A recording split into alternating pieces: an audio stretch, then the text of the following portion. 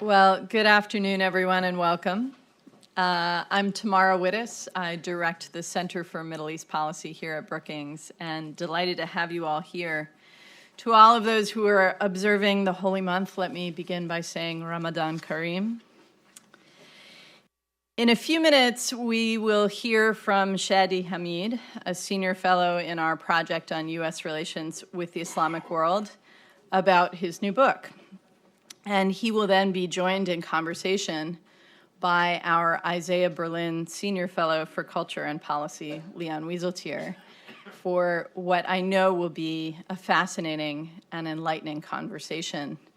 After we finish our program here in Falk, we will have a reception across the hall, and I hope that you can all stay to join us and celebrate Shadi's new scholarship. The proper role of Islam in modern politics has, of course, been a subject of intense debate in Muslim-majority countries, at least since the 19th century, with the end of the caliphate and the rise of the modern nation-state. But in the West, this discussion has penetrated largely since the rise of al-Qaeda in the 1990s. Since then, people in Washington and across America have been trying to understand what Islam means for the politics of the Middle East, for other Muslim-majority countries, and for Muslim communities in the West. And from the beginning, this topic has attracted at least as much heat as light. Indeed, the role of Islam in politics has been a subject for partisanship and polemics in very parochial political contexts, from Oklahoma to Paris, from Baghdad to Abu Dhabi, from Kabul to Kuala Lumpur. And looking back across the last 30 years or so of the Washington discussion on Islam and politics, I think it's fair to say that the fraught interaction between Islamic religious and political thought and modern politics has become one of the most discussed and least understood subjects in Western political discourse. Our project here at Brookings on U.S. relations with the Islamic world has, from its founding in 2002, sought to help alleviate that problem and to shed light more than heat on this subject of profound global importance. Just over 2 years ago, we met in this room to mark the publication of Shadi's first book, Temptations of Power, Islamists and Illiberal Democracy in the New Middle East. That was a book rooted in Shadi's extensive fieldwork amongst the Egyptian Muslim Brotherhood before, during, and after the Egyptian revolution that toppled Hosni Mubarak in 2011. And at its heart, Temptations of Power was a book that tried to answer a very hard question. Can Islamist movements like the Muslim Brotherhood govern democratically? After watching the Brotherhood and President Mohamed Morsi indulge in a destructive degree of majoritarianism, illiberal policy choices, and exclusionary decision-making, I think it's fair to say Shadi came away unpersuaded. But tough intellectual questions have a way of sticking with you. And in many ways, Temptations of Power only opened wider for Shadi the question of the potential relationship between Islam and democracy, well beyond Egypt and well beyond the Muslim Brotherhood. And so immediately after that book was published, in fact, probably before it was published, he dove back in for a deeper exploration. The result is the book that we are here to launch today, Islamic Exceptionalism, How the Struggle Over Islam is Reshaping the World. And if you don't yet have your copy, I certainly hope you will before the end of the evening. Through a historical examination of Islamic political thought and through examining the politics of and over Islam in Egypt, in Tunisia, in Turkey, and among the extreme adherents of the Islamic State, Shadi has taken a bigger bite of this question. Is Islam exceptional in its relationship to politics, and especially to democratic politics? Is it possible to forge a reliably liberal political order in which Islamic political ideas and movements have a central place? Now, for Shadi, as an American Muslim and as a student of Middle Eastern politics, writing this book has not just been an intellectual journey. I think, having observed him through the process, it's been a personal one as well. And I'm very proud that Brookings has a scholar of Shadi's caliber and range to help enlighten our understanding on this profound question. But I'm also very proud that Brookings is the kind of place where a scholar can dig deep and take that journey and produce such a fine result as the book that you have before you today. So please join me in welcoming Shadi to the stage.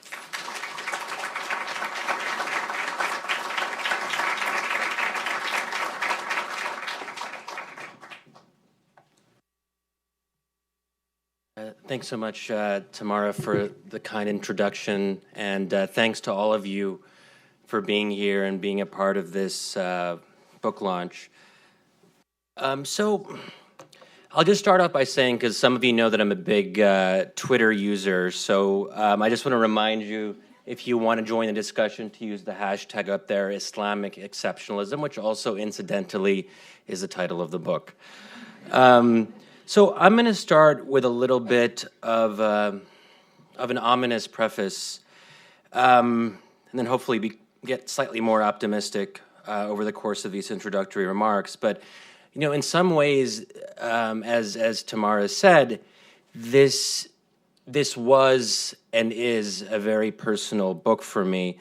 I've lived 6 of the last 12 years of my life in the Middle East. And the Middle East does have a way of changing you. And some of my friends, and perhaps my parents as well, tell me that I've become more pessimistic over time. And I think they're right. I have come out of this, my experience studying the region, living in the region, with a somewhat darkened view of human nature, and we'll get into some of that shortly. I've also come to appreciate more and more the power of religion, the role of religion in public life and everyday life. And I'll just give one example of this. You know, I'm trained as a political scientist, and we have a tendency to think that things are caused by material factors. So if someone joins an Islamist organization, they're doing so because they're poor, or they're angry, or they're seeking power, or some other tangible factor that we can measure. But I remember one time a mid-level Muslim Brotherhood official telling me that sometimes there's a simpler reason for joining an Islamist organization. And he said, sometimes people just want to get into heaven. And I thought that was an interesting way of putting it, and it is something I've heard time and time again from individual Muslim Brotherhood members. Part of it is about something intangible, not just this life, but the life to come. And in other words, joining an Islamist organization makes you a better Muslim, and if you're a better Muslim, then you have a better chance to enter paradise. Now, this might sound irrational to a kind of, from a Western secular perspective, but if you look at it another way, what could be more rational than wanting eternal paradise?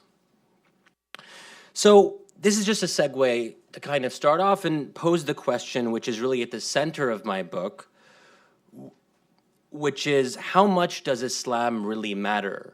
When we're trying to understand the rise of ISIS or the demise of the Arab Spring, how do we situate the role of religion? So one of the main arguments I make in the book, and perhaps the most controversial, and already, the book's only been out technically for 2 days, but I've been attacked already quite a lot from both left and right. And this controversial argument, I'll put it this way, and try to lay it out as clearly as I can. It's that Islam is, in fact, exceptional in how it relates to politics, law, and governance. And in both theory and practice, Islam has been, is, and I would argue will continue to be, resistant to secularization. In other words, Islam is different. It's fundamentally different than other major religions, and so on. So you can see why that might be a controversial argument. But let me get into some of the details of it. The question that I often get is, well, why? Why exactly is Islam, quote unquote, exceptional? I should also say that I chose the word exceptional because I think it's as value neutral as you can get. Exceptionalism doesn't have to be good or bad. It can be both. It can be one or the other depending on the context. So I want to make that very clear, that being exceptional is not necessarily a bad thing. So I'll mention here two factors contributing to Islam's exceptionalism. First, we might have to go back 14 centuries or actually 20 centuries. It might be banal to say so, but history matters and the founding moments of religions matter. Jesus, as you all know, was a dissident against a reigning state. The New Testament doesn't have a lot to say about law or governance, and why would it? That's not what Jesus was doing. That was not his project. Now, Prophet Muhammad, on the other hand, was quite different. He was not only a cleric, theologian, and a prophet, but he was also a politician. He was a head of state. He was a state builder. And the religious and political functions were intertwined in the person of Muhammad.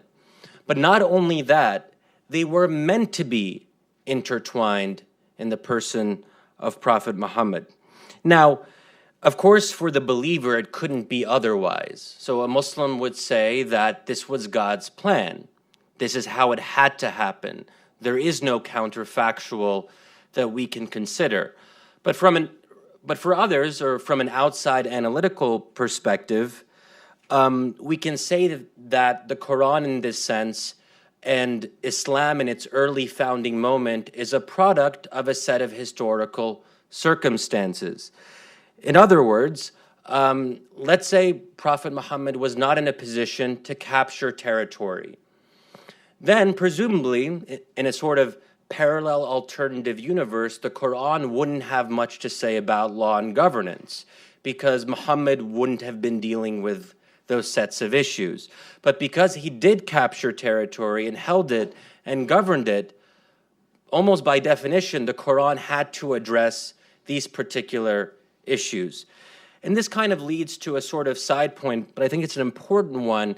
So I get this question a lot, well, does the Quran endorse violence?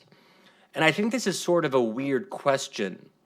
Of course, there is violence in the Quran. How could it be otherwise? If Prophet Muhammad was capturing territory, the only way you can capture territory is by wresting control of it from other people. Historically, state building, whether it's Muslims, Christians, or Jews, has been a violent process. So yes, there is violence, in quotation marks, in the Quran. And again, how could it be otherwise if Prophet Muhammad was a state builder? I know that's also probably somewhat controversial, but okay. So, but I should say too, and clarify that, and make this clear, that Muslims aren't bound to their founding moment, but they can't fully escape their founding moment either. Islam can't be anything you want it to be. Every religion is defined by at least some boundaries, some limits, by a creed, and there are creedal requirements in the monotheistic religions. Now, this has relevance and major implications even 14 centuries later, because there is a prophetic model. And there have been secularists and liberals, particularly in the last century, who have argued for some kind of separation of religion from politics or some kind of privatization of religion. But I would argue that they can make those arguments, and there have been prominent figures who have made those arguments, but that it's a harder sell because, in effect, they have to argue against the prophetic model. They have to deal with this fact of history that Prophet Muhammad intertwined both religious and political functions.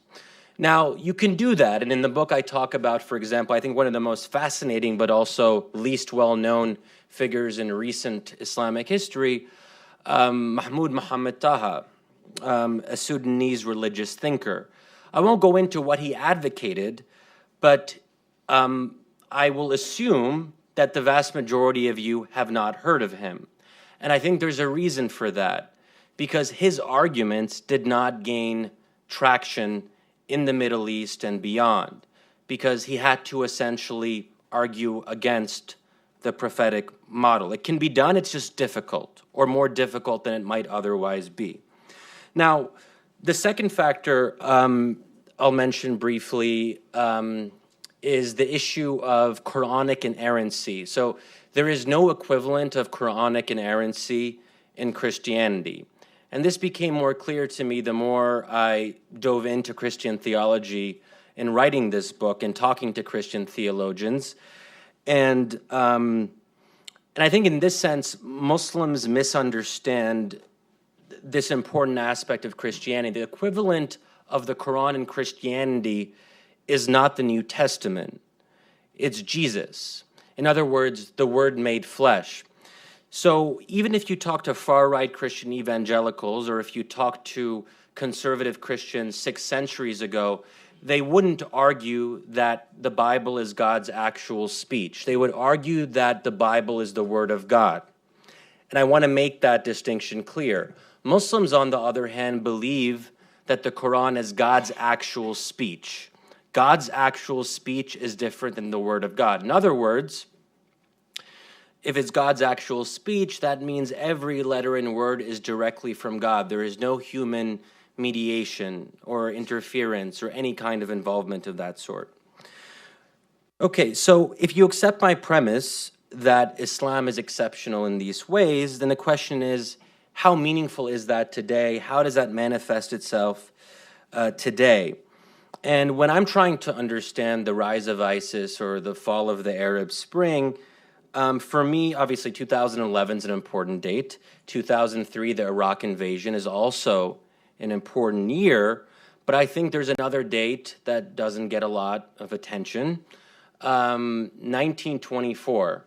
And since this is a Brookings event, I'm going to assume that the vast majority of you know what I'm referring to, what happened in 1924. But it's a date of the formal abolition of the last caliphate, the Ottoman Caliphate. And ever since then, there has been a struggle to establish a legitimate political order in the Middle East. At the center of that struggle are a set of unresolved questions about the role of religion in public life and Islam's relationship to the state. And these are very difficult questions to answer, and I would argue there haven't been good answers yet, and that's part of the problem. So Islamic law wasn't designed for the modern era. Islamic law was designed for the pre-modern era. So how do you take something that was designed for a particular time and adapt it to a modern era of nation states? How do you square that circle? The problem is you can't really exactly square the circle. You can try, you can attempt, you can try to do as much reconciliation as possible, but there isn't a clear way of doing it. So in this sense, I think it's important to talk about mainstream Islamism. And this is where the mainstream Islamists, in other words, Muslim Brotherhood or Muslim Brotherhood-inspired movements become important because they aren't hearkening back to the 7th century. To me, this is one of the biggest misconceptions about mainstream Islamists. They are inherently modern and modernist in the sense that they are a product of modernity. They're trying to do something that no one really did before. And if I had to sum up mainstream Islamism in a sentence conceptually, I would describe it as the attempt to reconcile pre-modern Islamic law with the modern nation state. And in this sense, the very existence of political Islam, I would argue, is inherently polarizing because it's new and different and unprecedented. In other words, Islamism as an idea in quotation marks couldn't have existed in the pre-modern era. The word didn't exist. Islam imbued every aspect of everyday life for the better part of 14 centuries. It provided the overarching moral, religious, and legal culture. It imbued everything. it went without saying, so it wasn't said. You never had to assert your Islamicness, your authenticity. But then we have the modern era, and for the first time, Islam becomes a distinct political project. And in this sense, Islamism only makes sense in opposition to something else. In other words, secularism. So with the rise of colonialism, secularism, Western ideas are coming in. For the first time, Muslims and Islamists in particular feel a need, a desire to say, we are different. We are affirming or reaffirming our Islamic identity. So it becomes a very conscious political act. And in the process of taking part in that act, we see polarization. And this is where I think it leads me to some of my pessimism in that Islamism depends on its opposite. Now, as I close up in the last couple of minutes, okay, so how this manifests itself today, and I'll just give a couple examples, is we see a divide in many, if not most, Middle Eastern countries between Islamists on one hand and non-Islamists on the other. And those could be secularists, liberals, nationalists, so on and so forth. So I'm under no illusion that these two sides and the various shades in between are going to reach some kind of workable resolution to the problem of the state. Because at the end of the day, Islamists and secularists have fundamentally different visions for what they want in their own countries. So in other words, people in Egypt or Libya or Tunisia, for that matter, they're not debating policy the way we debate policy, so like tax policy or universal health care. Actually, I just thought about that now and realized we don't actually debate those things anymore. We just talk about Donald Trump. So, okay, what is at the center of debates in the Middle East are kind of intangible things. I would actually describe them as metaphysical, in the sense that we're talking about divisions over the meaning, nature, and purpose of the nation state. How do you have a reasoned discussion about that? How do you measure that? You can't. It's beyond us. It's metaphysical. It's almost spiritual in a way. And that contributes to the existential divides that we see, and in turn to the violence that we see. So then, in that sense, my hope is a fairly modest one, and you'll have to actually buy and read the book to see what the way forward is, but I'll just give you a little taste of it, is that I think people will continue to hate each other for the foreseeable future in the Middle East, for legitimate reasons, for understandable reasons. But my hope is that they can learn to hate each other through peaceful political processes. In other words, not to resort to violence. I think from our standpoint as kind of American or Western observers, I think part of what we need to do, and it's difficult, is to come to terms with the fact that Islam is going to continue to play a prominent, even central role in public life in much of the Middle East and beyond. And I think then we have to sort of challenge our assumptions, and it's remarkable to me how built into our national debate this is. It's implicit, it goes without saying that we just assume that all peoples, cultures, and societies will follow a particular trajectory: Reformation, Enlightenment, secularization, then the end of history. So there's almost this patronizing tone that I sometimes hear, which is, Muslims will get there. They'll figure it out just like the Christians did, and they'll go through that linear process and all of that. I'll just close with a little anecdote. Some of you might remember this. It was in October 2014. Remember the famous or infamous Ben Affleck-Bill Maher debate, where Ben Affleck got really worked up when Bill Maher and Sam Harris, a new atheist philosopher, were talking about Islam being the mother lode of bad ideas. That's how it was phrased. So Ben Affleck got really worked up, and you could see him, like the emotion, the passion.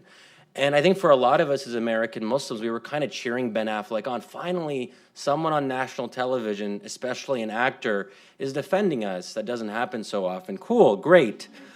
But then when I thought about it some more, some of what Ben Affleck was saying didn't sit well with me. I don't think it was quite accurate.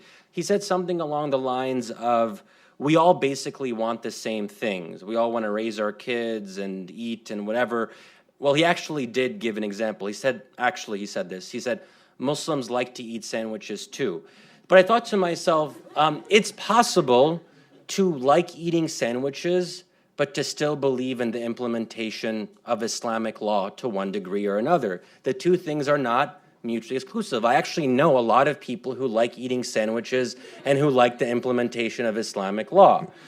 But it gets, I think, to a very challenging, almost kind of philosophical question that I think is difficult for us as, I think, most Americans are small L liberals, small D Democrats. I think it's hard for us to really grapple with the fact of difference, of this divergence in cultures or religions. And I think what I would say is we aren't all the same. We don't ultimately all want the same things, but then again, why should we? So I guess I'll just end there, actually. Thank you.